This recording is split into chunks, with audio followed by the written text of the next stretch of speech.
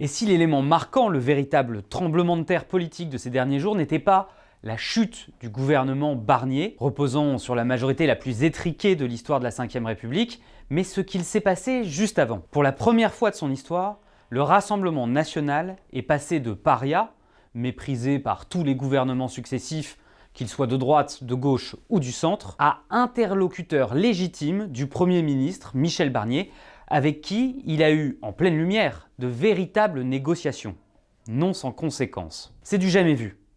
En 1997, les quelques élus ayant négocié avec le Front National de l'époque en vue des régionales s'étaient fait vertement réprimander par leur parti, l'UDF. Il y a encore un an, le ministre de l'Intérieur avait refusé toute discussion avec les troupes de Marine Le Pen pour faire passer sa loi immigration.